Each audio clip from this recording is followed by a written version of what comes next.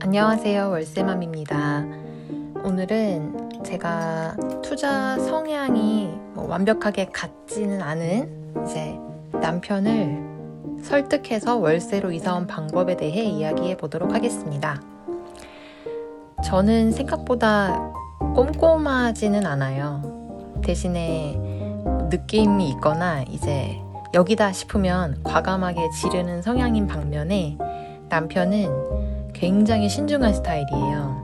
이것저것 다 따져보고 알아보고 비교해보고, 그래서 본인이 확신이 들 때 이렇게 선택을 하는 굉장히 신중한 스타일입니다. 그런데 저희가 이제 첫 집 매수가 물론 제가 조금 우겼던 부분이 있죠. 저의 그런 과감한 성격 때문에 여기를 사서 들어가 보자 이렇게 했었는데, 결국에는 제가 계속 영상에도 말씀드렸지만 저희 첫 집이 매매가가 오르지 않고 앞으로도 크게 변동성이 없을 거라는 거를 이제 둘 다 인지를 했어요. 우선 저도 제 선택에 조금 더 신중함이 있었더라면 좋았겠다, 이렇게 솔직하게 남편 앞에서 저의 실수, 제가 조금 급하게 선택했던 부분을 미안하다고 인정을 했었습니다. 그리고 앞으로 좀 잘해보자 이런 방향으로 항상 이야기를 했는데, 이런 신중한 남편을 제가 그렇게 설득하기까지 엄청난 방법은 아니지만 제가 했던 3가지 정도 방법을 말씀드릴게요. 먼저 첫 번째는 무려 한 3년 반, 4년에 걸쳐서 남편 옆에서 계속 시세 주입식 교육을 했던 것입니다. 이제 저 같은 경우는 그래도 갈 수 있으면 서울 수도권 쪽이 좋을 것 같다 이렇게 얘기를 하는데, 남편은 꿈 깨라, 우리 돈으로 무슨 서울 수도권이냐 이렇게 항상 옆에서 말했어요. 그런데 저는 항상 높은 곳만 있지는 않으니까 우리가 가능한 범위의 이런 집들, 또 우리가 임장 갔던 곳을 매번 이렇게 옆에서 시세를 알려주는 거죠. 그리고 상대적으로 남편이 선호하는 그 실거주형 경기도의 아파트 시세랑 제가 이제 봐오는 서울 아파트 시세를 계속 비교해서 알려주는 거예요. 그랬더니 이게 한 3년 반, 4년 정도 누적이 되니까 이게 갭이 확실히 벌어지더라고요. 그래서 확실히 서울 수도권이 정말 투자 면에서는 나은 방향이구나를 남편도 점점 인식을 하게 되는 거죠. 사실 남편은 큰 평수에서 편하게 실거주하면서 사는 거를 원했어요. 그런데 저는 좀 젊을 때 투자를 해놓으면 좋겠다라는 마인드를 갖고 있기 때문에 그런 실거주형 넓은 집에서 편하게 살고 싶어하는 남편을 설득하기 위한 저의 유일한 첫 번째 방법은 옆에서 천천히 그런 시세의 비교 흐름을 계속 말해주는 것이었다. 그리고 두 번째는 유튜브에 부익남이나 송혜교 작가님 같은 좀 유명한 유튜버들 그 영상을 막 다 같이 보는 거는 아닌데, 6회 후에 이제 같이 TV 볼 때 한두 개 좀 제목이 우리랑 상황에 맞거나 평소 같이 이야기했던 부분들의 제목이 뜨면 같이 그 영상을 시청을 했어요. 그러면서 여보 생각은 어때? 이러면서 같이 이야기도 나눠보고, 우리라면은 이렇게 했겠다, 이런 방법도 있네 이러면서 동일한 그 지식의 수준을 맞춘다고 해야 될까요?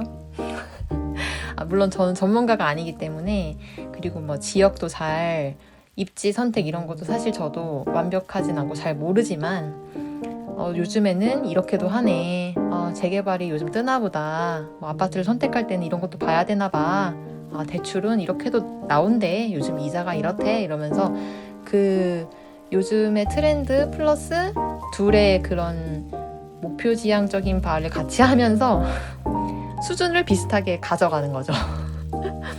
물론 저보다 남편이 조금 더 경제 지식이 빠삭하고 잘 알기는 합니다. 그거는 또 충분히 인정을 해주면서 같이 이야기를 하는 거예요. 그러면서 제 3자 전문가의 의견을 좀 존중하면서 우리는 이렇게 생각했는데 저기서 저렇게 말하니까 한번 고려해볼 만도 하겠다, 이렇게 이제 전문가 의견을 좀 받들어서 남편의 사고를 조금 바꾸려고 노력했던 것도 있습니다. 그리고 마지막 세 번째는 이제 남편을 칭찬해주면서 제가 하고 싶은 말을 하는 거예요. 이제 남편이 신중하고 경제 지식면도 빠삭하다 보니까 영상 같은 거 같이 볼 때 남편이 했던 말을 똑같이 하는 경우가 있어요. 또는 남편이 관심 있게 봤던 지역을 그 부동산 유튜버들이 이런 곳도 괜찮다 이렇게 말하는 경우가 있어요. 그러면 여보야 그거 저기서 저렇게 말한다. 여보가 말했던 거랑 비슷하네? 오 막 이러면서 남편을 이제 엉덩이를 툭툭툭툭 치는 느낌으로 칭찬을 해주는 거예요. 그러면서 이제 또 한 가지는 저녁을 먹을 때 남편이 이제 좋아하는 음식을 해놓는 거예요. 제육볶음 같은 거 굉장히 좋아하거든요. 이제 제육볶음에 막 상추쌈 해주면은 그날은 막 싱글벙글해요. 그럼 같이 먹으면서 저녁 먹다가 그냥 툭툭 월세도 괜찮은 것 같지 않아? 이러면서 저번에 영상에서도 그런 식으로 말했는데 이제 현금 확보를 좀 해놓으면 우리가 원하는 곳에 투자도 할 수 있고 우리 지금 이 정도 수준이면은 어느 정도 가격에 매매하고 또 지역은 어느 쪽으로 옮기는 것도 참 괜찮을 것 같아 이렇게 얘기하면 남편이 그래? 그런데도 그 정도밖에 안 해? 뭐라든지 월세가 그 정도야? 이러면서 이제 비슷하게 또 그 수준을 또 맞춰놓는 거죠. 제가 평소 알아보는 것이랑 남편도 관심이 동일하게끔 이제 남편이 좋아하는 음식을 만들어서 기분이 좋게 한 다음에 말을 꺼내는 방법을 쓰기도 했습니다.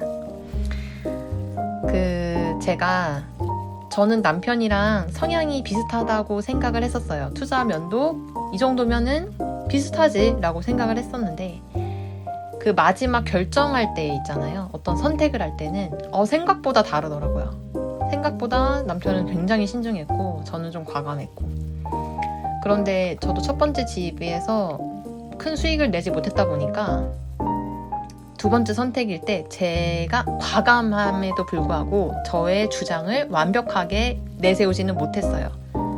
제가 한번 실수를 했었으니까. 그래서 저도 좀 더 신중해진 면도 있죠. 남편 덕분에 저의 부족함을 채운 면도 있는데 결국에는 실행을 해야 되잖아요. 어떤 행동력이 필요함에 있어서 둘 다 납득을 하고 실행을 하는 게 어떤 결과를 낳던지 간에 그래도 실망이 적고 서로를 탓하지 않는 것 같아요. 그래서 저는 그러기 위해서 조금 이런 방법들을 제 나름대로는 행동을 했었다라고 오늘은 저의 경험을 또 이야기해 보았습니다. 여러분들은 혹시 남편과 투자 성향이 맞으신가요? 혹시 좋은 팁 있다면 댓글로 공유해 주시면 감사하겠습니다.